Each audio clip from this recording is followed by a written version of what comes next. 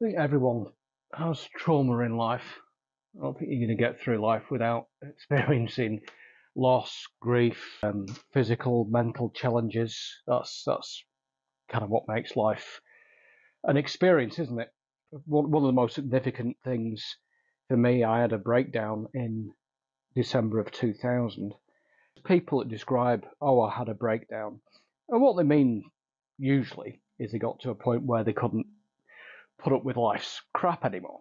My breakdown was a literal breakdown in everything I thought I ever was. What you think you are, what you want to be, what you think others might want you to be, the whole kit caboodle, everything just stopped.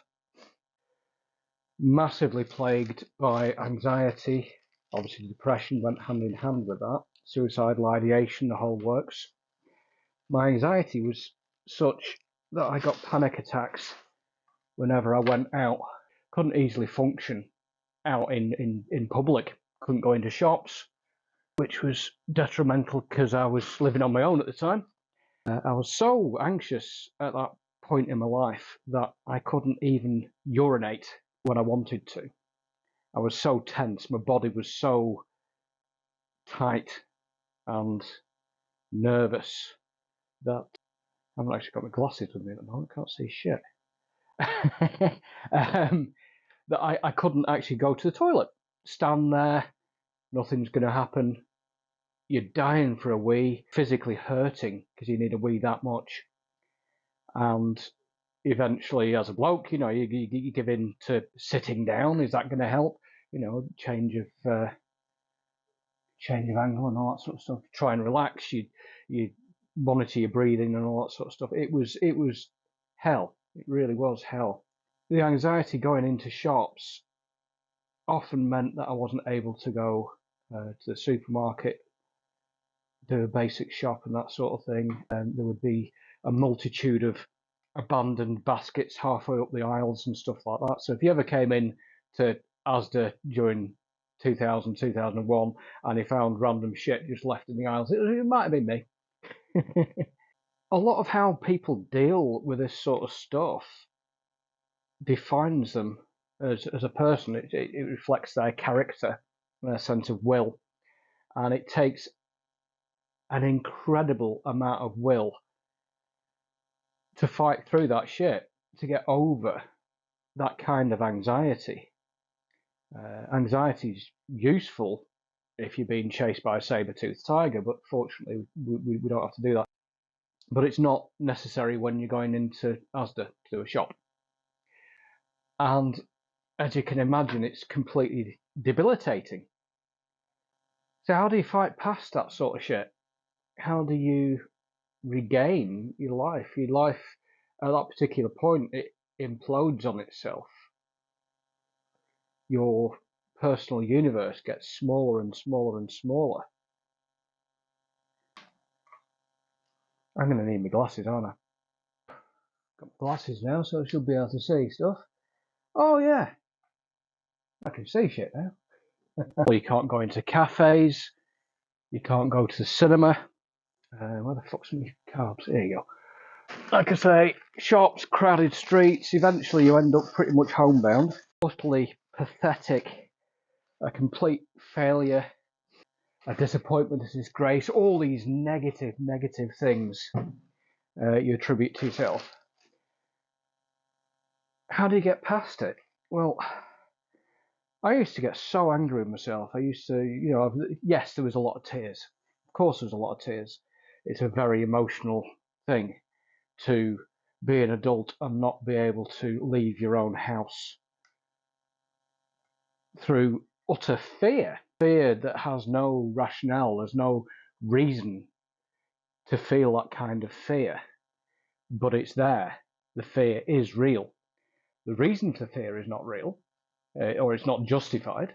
I used to get so wound up at myself, so frustrated, so annoyed that I was so pathetic, was how I felt. And I'm not saying that anyone who experiences this are pathetic. It's just how I felt. That anger used to wind me up to the point where I would think, right, fuck it, you're not actually at risk of being shot. You're not going to die. What is the worst that's going to happen to you if you go to Asda, for example? I would literally map out in my mind's eye the layout of the shop, exactly what product it was that I wanted, where I could get it from, and all that sort of stuff, and have an escape route. That was an important factor. And I'd gear myself up for it. Like I say, there'd be tears of frustration, there'd be, of course, the eternal need to go for a piss. Before you could even leave the house, you had to go to the toilet because you'd been needing a piss for the last 2 hours, unable to do it. You'd be sat on the toilet, I'd be sat on the toilet, tears streaming down my face, nothing streaming out my willy, thinking of the horror of getting a carton of milk. A fucking carton of milk. That's all I wanted. This particular day that I'm referencing, I had some muesli in the cupboard. I was very hungry, and all I wanted was to eat. And at the time, I thought the idea of adding water to muesli was just too yucky. So anyway, I ended up building myself up, gearing myself up, going out of the house, beginning to make my way down to Asda.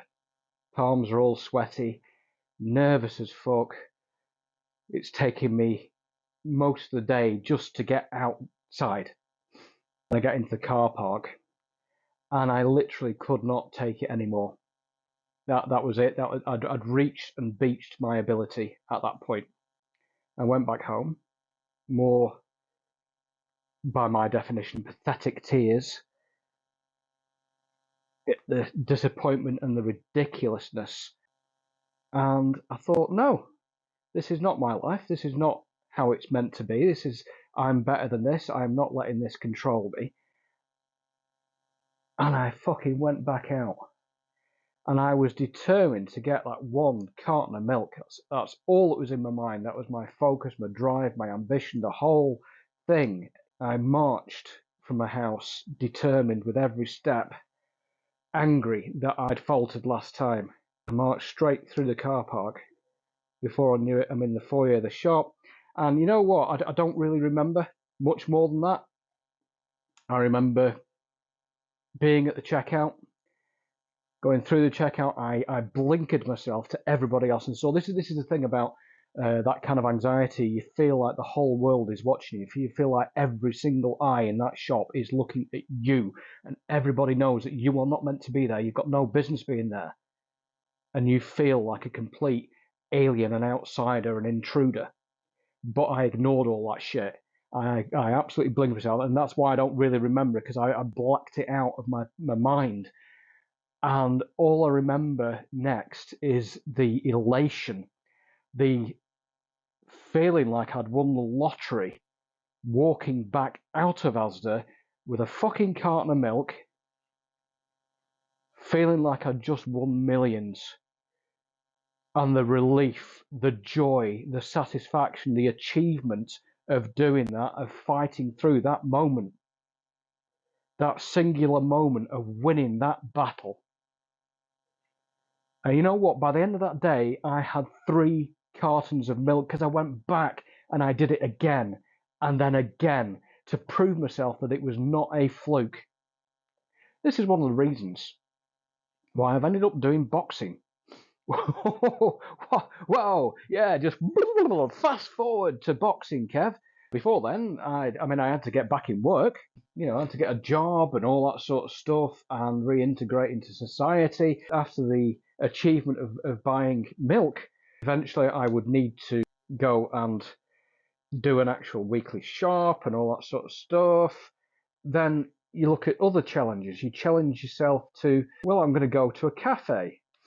And so you go to a cafe and you feel sick in front of all these people who, in your mind, you know that you're the intruder, you're the alien, you're the misfit, the little farty that doesn't deserve to be out in public, is what the negativity that was flooding through my mind at that time. You end up not actually having a coffee or anything, just sitting there. You look for ways of making it easier on yourself, like know where your exits are, know that you're not trapped. I think that's one of the biggest things about panic attacks. You feel trapped. It's that sickening feeling of being kind of hostage to your own mind. So you look for an exit, you keep your back to the wall so you know there's no one behind you looking at you.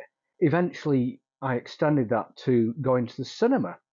Once I'd managed to actually have a brew, once I'd actually managed to go into a cafe and drink, and then advanced level 10, eat something. Fuck. Oh, that's not worked. Shit. But you try it, you do it again. You cannot accept failure. This was my life. This was me regaining my right to exist in society, my right to go to cinema, my right to go shopping, my right to eat in a cafe, in a restaurant, my right to be in amongst people again. I had to get it back. I had to fight that shit. There were other fights as well. There's fights, oh God, days when I just couldn't even get out of bed. I was so fucked up in my mind. I couldn't even get out of bed, couldn't be bothered getting dressed, couldn't be bothered being alive. You know, when you have suicidal ideation, nothing matters. Nothing matters. And you know, the thing that matters the least is you. So, you know, you get used to this idea that you are nothing, that you're a little farty. That's actually what I came to call it, being a little farty. Because, oh, I can't do it. I'm just a little farty. I don't deserve this. I don't deserve that. And I would have to get angry with myself and no, that's bollocks, and fight for it. I eventually got myself back into work. That big time period, that was 6 years that I was unable to work for. It took me 18 months to get any money whatsoever when I stopped working. 18 months, that's a long time, guys. And luckily I had the support of my family, but it was grim. And 18 months until finally you've got some kind of income. And you don't want to lose that. You don't want to lose that safety net. So even on days when you feel that you might be able to work, you might actually have the bollocks to go out there and perform something for someone else and get paid. You don't do it because, you know, if you get caught going to work, oh God, you lose all your benefits. And then you're back to square one again. But you're also trapped in more ways than just financially. You're trapped mentally as well, because you believe that you can't do this, you can't do that. You've gone to countless assessments, to psychiatrists, to doctors, to benefit awards, explain to people how much you can't do these things, and you believe it. You saturate yourself with this belief that you cannot do stuff, and you've got to fight against that. You've got to fight against everything that you've become, this empty vessel of no achievement, to no, fuck that, I'm going to do it. I can do it. I used to do it. I'm going to do it again. And slowly you try to rebuild yourself. And you try to get back to being a part of society again. It's not easy. So you get yourself a job. You're then earning a wage. And you know what? I went from strength to strength those initial years. I've never looked back. Managed to pay myself out of the debt that I'd got myself into through not being able to work. I managed to pay mum and dad back. Stuff in life that we all sadly have to experience that isn't related to anxiety, depression, and you know, it's just normal stuff that everybody has to deal with. And you've got to fight through that as well. And it's not a fight you choose. None of these fights are fights that you can choose. You don't have a say in it. You just either have to do or fail. Boxing is a fight I can choose. Boxing is something that I can